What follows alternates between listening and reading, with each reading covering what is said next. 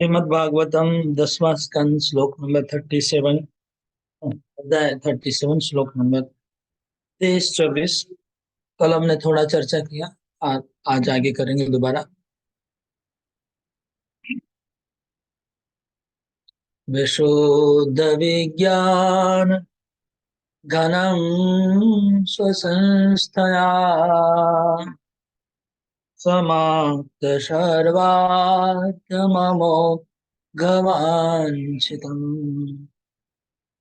स्वतेजसा नित्य माया गुण प्रवाहं भव भगवन्तमीमहि। आमीश्वरं स्वाश्रयमात्ममायया विनिर्मिताशेषविशेषकल्पनम् क्रीडार्थमध्यात्मनुष्य विग्रहम् न तोऽस्मि दूर्यं यदुवृष्णि सात्वतम्।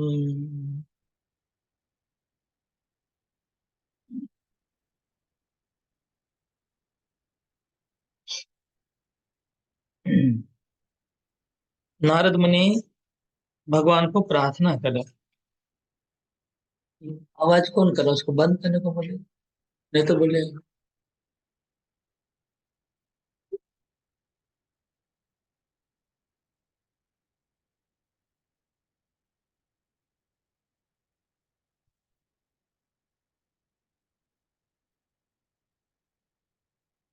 नारद मुनि प्रार्थना कर रहे हैं, ये प्रभु आप विशुद्ध विज्ञान घनम है। आप अपने अपने में ही विराज करते हैं, अपने धाम में। आपके सारी इच्छाएं पूर्ण हो चुकी है, और अगर आप कोई पूछा इच्छा करते भी है तो वो पूरी होती है। और आप अपने तेज से, अपने प्रकाश से माया को दूर दूर रखते हैं। जैसे सूर्य से अंधकार दूर रहता है, जैसे आपसे माया दूर रहती है। ये नारद मुनि ने प्रार्थना की है।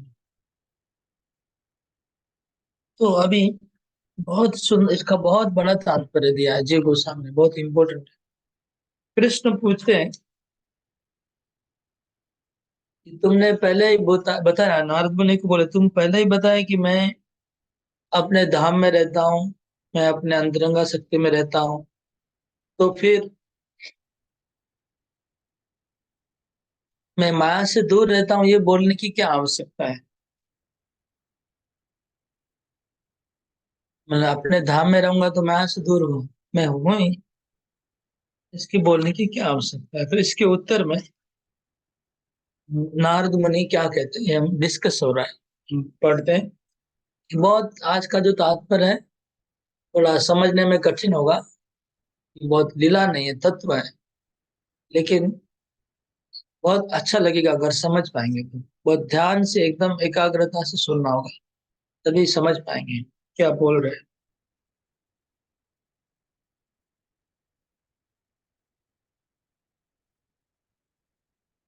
तो भगवान नारद मुनि से कहते हैं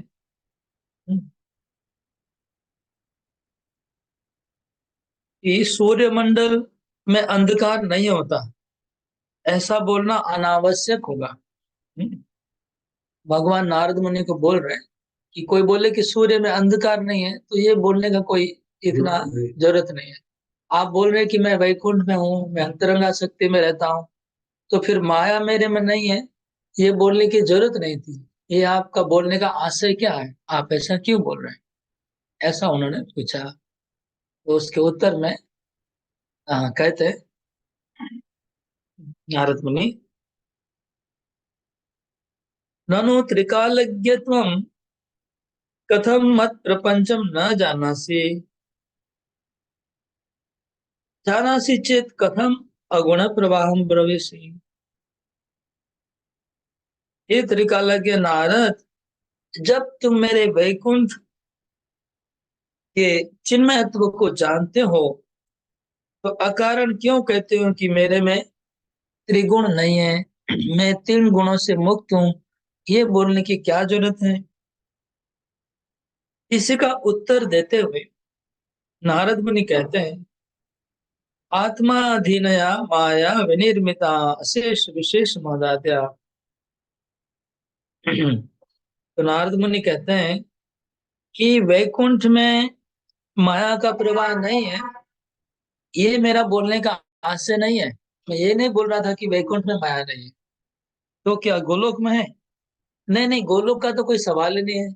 गोलोक में भी माया नहीं है, वैकुंठ में भी नहीं है। वृंदावन की लीला में माया का कोई स्पर्श नहीं है, वैकुंठ में माया का कोई स्पर्श नहीं है।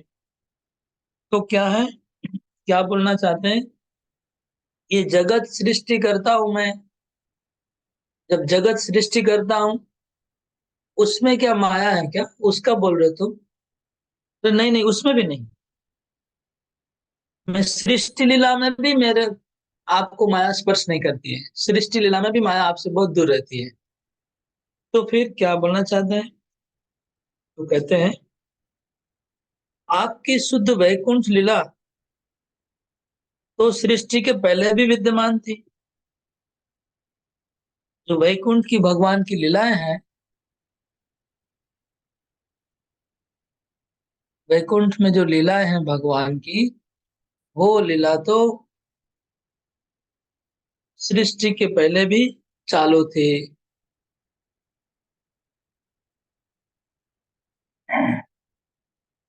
वो तो पहले भी चालू थे।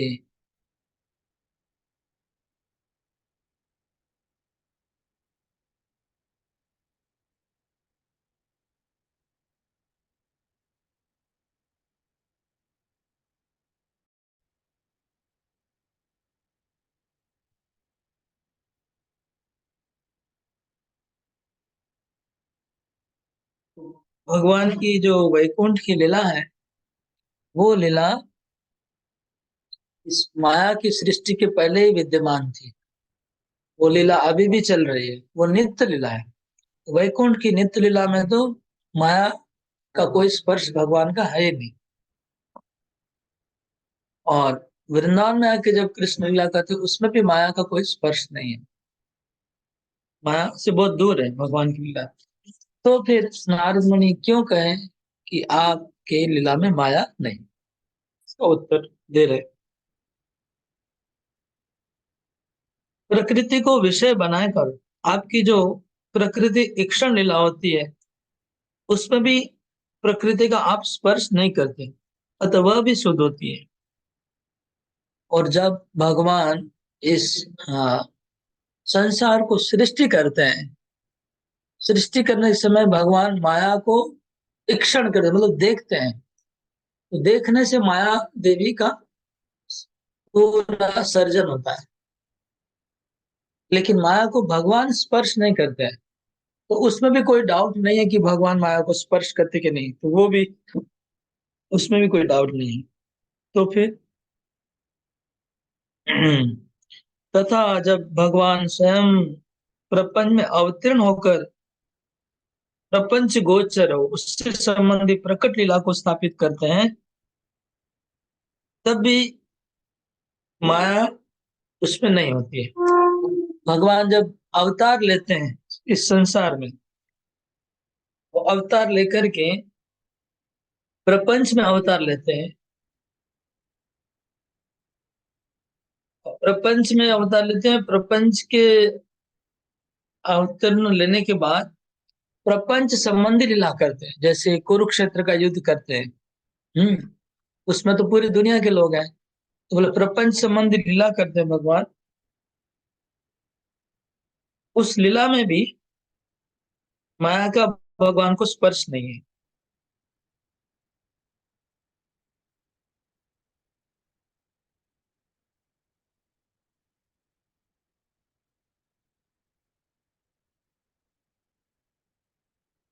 वो लीला भी माया से शुद्ध है, माया से संबंध में नहीं है। अर्थात आपका अंतरंग परिकर, आपकी जन्मादि लीला तो अमायिक होती है। भगवान के जो अंतरंग परिकर है, जैसे नंद महाराज, यशोदा, ये लोग तो चिन्मय है, वो लोग माया से मुक्त है। हम्म।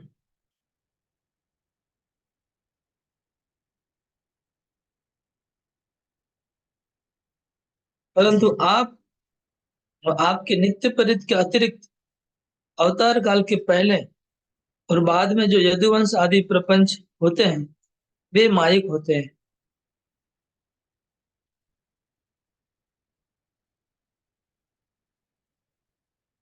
लेकिन कह रहे जीव गोस्वामी, मैं सोच रहा हूँ संस्कृत वाला पढ़ने से अच्छा होगा, क्लियर हो जाएगा।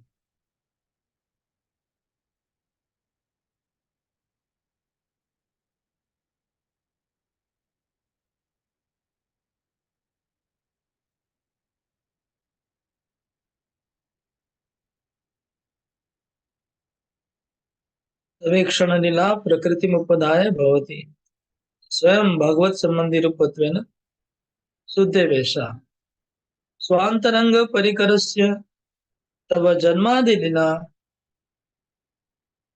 तव तदितद पूर्वापर यदुवंश उपदाय इति आह। यदु प्रवृत्तम श्रेष्ठम श्रेष्ठम इति, यथा तव तत्श्रेष्ठत्वं तदा तथा तद अंतरंगानां तेषामपि।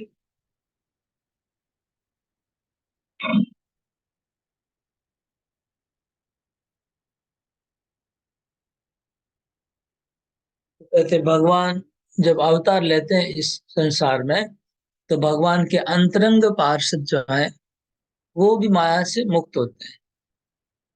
भगवान के जिस वंश में जन्म लेते हैं उसके साथ जो जुड़े वो मुक्त रहते हैं। लेकिन उस वंश में जन्म लेने के पहले के जो परिकर हैं और उस जन्म उनके बाद वाले परिकर हैं और जो दूर वाले हैं, वो लोग माया संबंध में रहते हैं।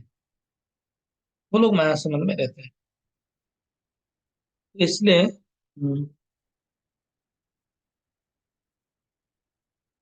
आप इसी प्राकृत यदुवंश का आश्रय लेकर प्रपंच गोचर होते हैं, यह भावार्थ हुआ। इस तरह से ये जो यदुवंश है, जो यदुवंश है, वृष्णिवंश है, सातवंत वंश, वो एक्चुअली माया के अंदर है, वो माया से जुड़े हुए हैं। उस वंश में आप अवतरण करते हैं जो माया से जुड़ा हुआ है, और वो आपको अपना संबंधी मानते हैं। लेकिन आप माया से स्पर्श नहीं कर, लेकिन वो लोग माया से जुड़े हुए हैं, लेकिन आप उनसे संबंध बनाते हैं। ये बात बोलना चाह रहे, आप उनसे संबंध बनाते हैं। संबंध बनाने के बाद भी आप माया से मुक्त रहते हैं, ये बात बोलना चाह रहे हैं। इसलिए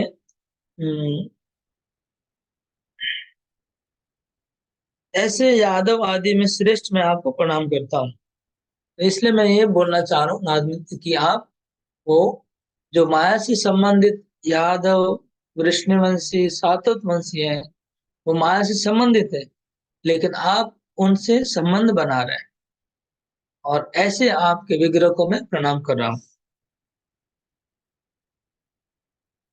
जैसे आप विशुद्ध सत्वात्मक होने से श्रेष्ठ है, इसी प्रकार आपका अंतरंग परिकर भी श्रेष्ठ है,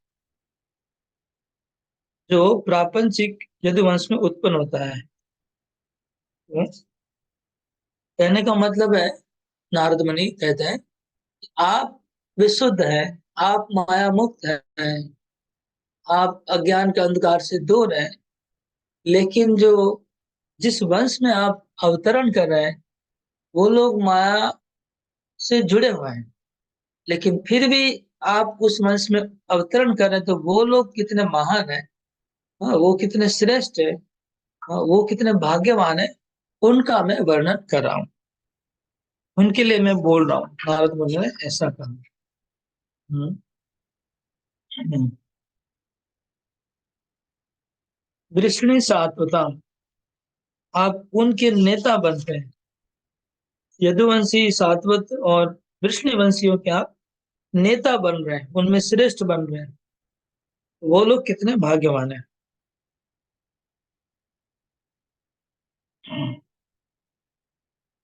यदुवंश में भी वृष्णि और सातवतों का अलग से उल्लेख करने के कारण इन दोनों वंशों की अधिक श्रेष्ठता का दिखलाना है।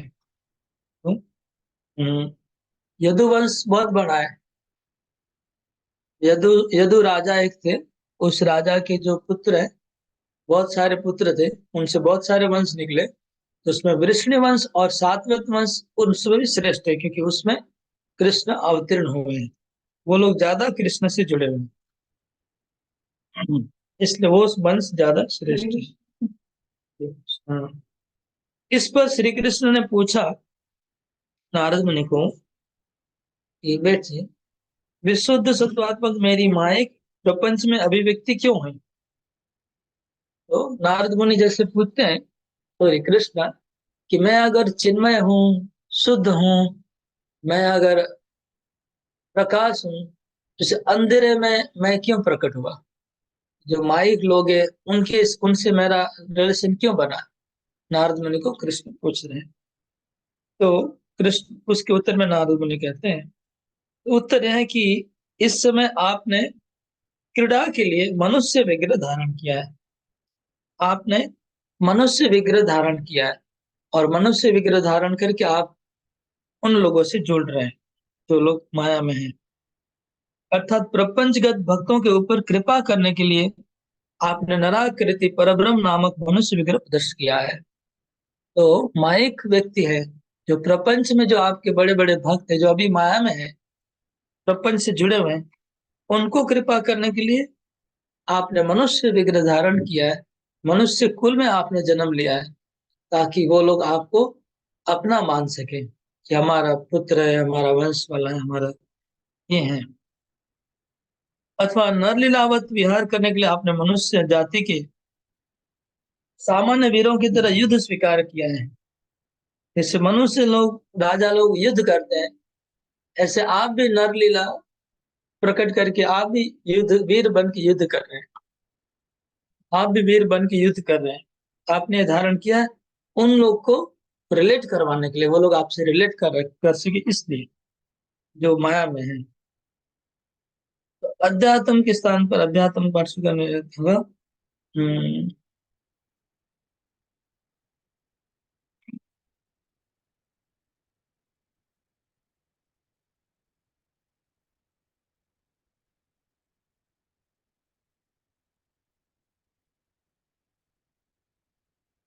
श्री नारद द्वारा स्तुति करने पर उस समय भी श्री कृष्ण में गोकुल त्याग करने की इच्छा नहीं थी, अतः साक्षात रूप में कुछ भी स्वीकार नहीं किया। इतना कुछ नारद मुनि बोले, लेकिन कहते हैं कि अभी भी कृष्ण की गोकुल छोड़ के मथुरा जाने की इच्छा नहीं हुई। उन्होंने भगवान को इतना कुछ याद दिलाया कि आप कंस को मारेंगे, चाणूर को मारेंगे, फिर आप यदुकुल को कृपा करने आए हैं, वृष्णि कुल को कृपा करने आए हैं, वो लोग आपसे संबंधित है। उनका कुल का परिचय दिया, मतलब द्वारका वालों का, मथुरा वालों का, उनका कृपा का याद दिलाया नारद मुनि ने। उसके बाद भी भगवान को अंदर इच्छा नहीं हुई गोकुल छोड़ के जाने की, अतः साक्षात रूप में उन्होंने स्वीकार नहीं किया। नारद का वो जो एडवाइस था, वो कृष्ण ने स्वीकार नहीं किया, कुछ बोले नहीं कृष्ण मैं जाऊंगा कि नहीं। तो फिर क्या हुआ? इसलिए सुखदेव गोस्वामी ने यदुपति शब्द से यह दिखलाया कि वे स्वयं को यादवों का संरक्षक तो स्वीकार करने लगे। सुखदेव गोस्वामी, एवं यदुपति कृष्णम भागवत प्रवरो मुनि प्रणिपत्याभिनुज्ञात ययो दर्शन तद दर्शन उत्सव। नाद मुनि ऐसा बोल के चले गए। यहाँ कृष्ण को यदुपति लिखा है। यदुपति शब्द इसलिए लिखा है कि भगवान ने एटलीस्ट मन में स्वीकार तो कर लिया कि हाँ, मैं यादव कुल को रक्षा करने के लिए आया हूँ, प्रकट हुआ हूँ। लेकिन जाने की इच्छा नहीं हुई, लेकिन याद आ गया उनको कि अभी यादव लोग वहां पर है मथुरा में और द्वारका में, उनको मेरा मुझे रक्षा करनी है, मैं रक्षक हूँ उनका। ये बात याद आई गई भगवान को। यह भी पर्याप्त था, इतना ही काफी है। हाँ, इतना ही काफी है। अगर भगवान को याद आ जाए कि उनके भक्त लोग वहां इंतजार कर रहे हैं कृष्ण का। इतना अगर कृष्ण को पता चल जाए तो भी नारद मुनि का वो जो मिशन है वो सक्सेस था, कृष्ण को जाके मिलना, याद दिलाना इत्यादि। इसलिए नारद मुनि ने प्रणाम किया और चल दिए अपना काम करके। ऐसे श्री कृष्ण को साष्टांग प्रणाम करके श्री नारद आज्ञा लेकर के चले गए। इसका कारण यह था कि वो भागवत प्रवर है। भागवत प्रवरो, आराम से बैठे रहो। अर्थात भगवान के अभिप्राय को जानकर द्वारका आदि में ऐश्वर्य मिश्रा भक्ति करने वाले जन समूह को भगवान के मर्यादा का दर्शन कराते हैं और श्री कृष्ण के प्रति मानवोचित व्यवहार भी करते हैं, यह भाव है। तो नारद मुनि को भागवत प्रवर क्यों कहा गया, उसका अर्थ बता रहे हैं। भागवत प्रवर इसलिए किया कहा गया, भगवत अभिप्राय जानम द्वारकादौ तु तादृश लोक संघट्टे तन्मर्यादां दर्शयति तस्मिन् अन्यथापि आचरति इति भावः। तस्मिन् न अन्यथा।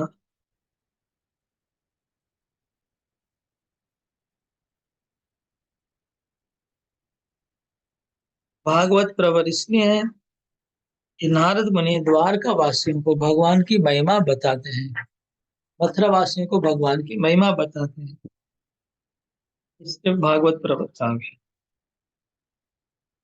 श्री कृष्ण दर्शन ही नारद मुनि के लिए उत्सव है, इसलिए वो दर्शन उत्सव चले गए।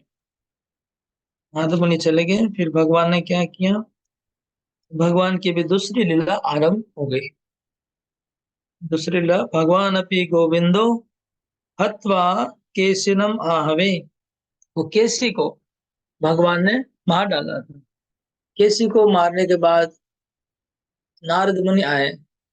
केसी की हत्या होने के बाद उसी स्पॉट पे नारद मुनि आए। आकर के नारद मुनि ने कृष्ण से ये सब बातचीत की। करने के बाद नारद मुनि चले गए।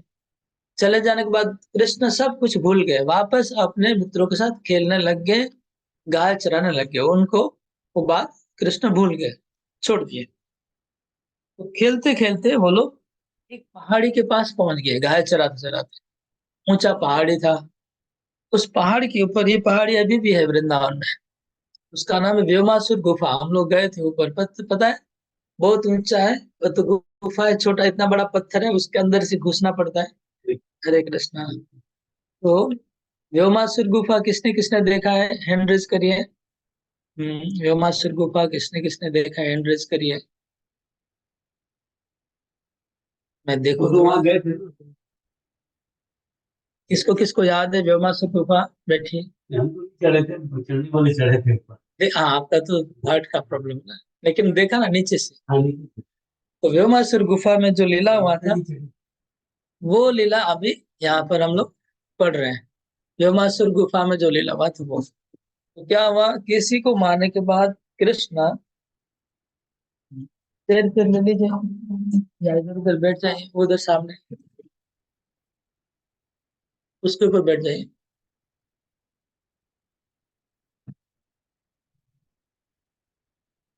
किसी को मारा, नारद मुनि आए, नारद मुनि चले गए, कृष्ण गाय चराते चराते वो पहाड़ी के पास गए जहां पर व्योमासुर की गुफा है। दो जन ने केवल हाथ उठाया, तीन जन ने, क्या बात है, व्योमासुर गुफा केवल तीन जन ने ही देखा है।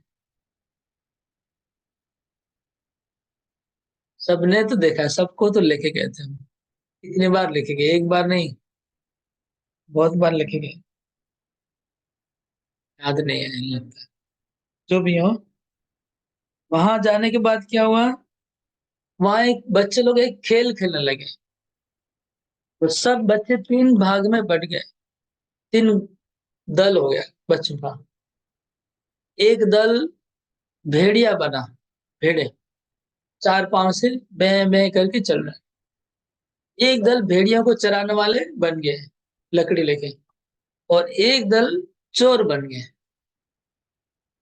तो खेला क्या था, जो चोर वाला दल है वो भेड़ियों को पकड़ के ले जाएंगे। हाँ, और रक्षक वाले उनको बचाएंगे। इस प्रकार का खेल था।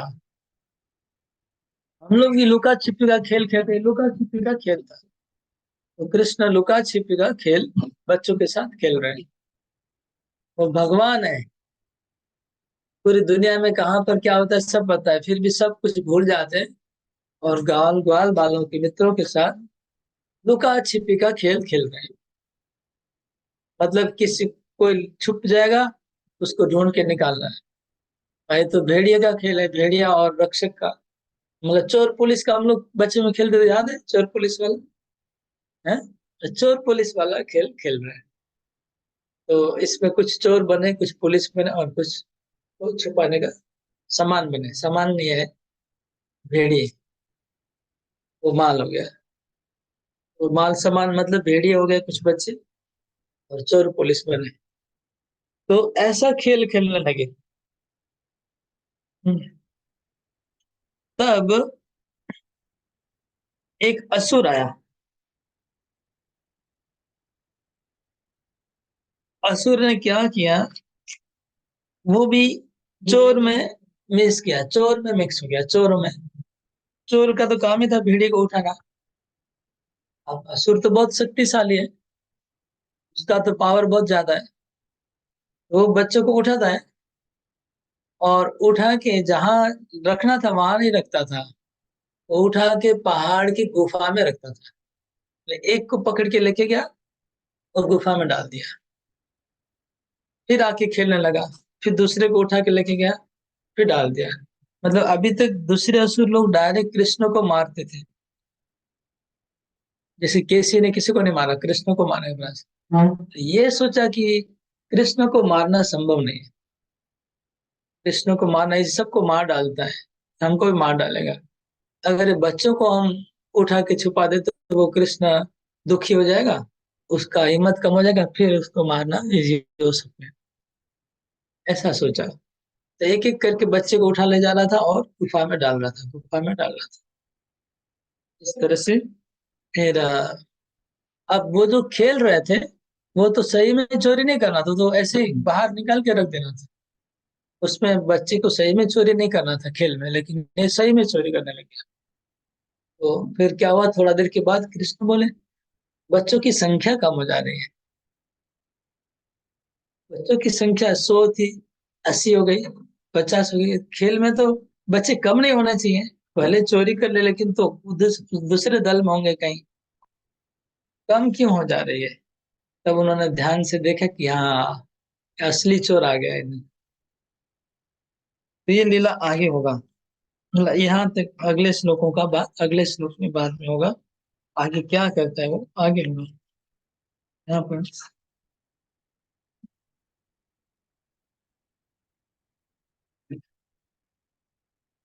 हरे कृष्णा कृष्ण कृष्ण हरे हरे, हरे राम हरे राम राम। तो कल पूरा बताएंगे आगे क्या हुआ। हरे कृष्णा। अभी नहीं, बाद में। हरे कृष्ण प्रभु जी, दंडवत प्रणाम। हाँ प्रभु जी, मैं मेरा आवाज आ रही है? हाँ, आ रहा है, बोलिए हाँ। हरे कृष्णा प्रभु। आपने बताया था भगवान का ये जो लीला है, प्रभु जी लीला मनुष्य के जैसे भगवान का लीला कर रहे हैं, तो भगवान माया से मुक्त है, और भगवान की अंतरंग पार्षद जो है वो भी माया से मुक्त है। लेकिन ये भगवान जो कुल में जन्म हुआ है, यादव कुल में जन्म हुआ है, उसके पहले वाला जन्म भी माया से मुक्त है, और बाद वाला ये भी माया से मुक्त नहीं है। मैं तो ये चलो। अभी संबंध जो कर रहे हैं प्रभु, ये भगवान भगवान की लीला में ये जो संबंध कर रहे हैं, तो प्रभु ने पहले बताया था जो साधना सिद्ध है, वो गोलोक धाम जाने के पहले भगवान का लीला में पार्टिसिपेट करते हैं। तो ये अभी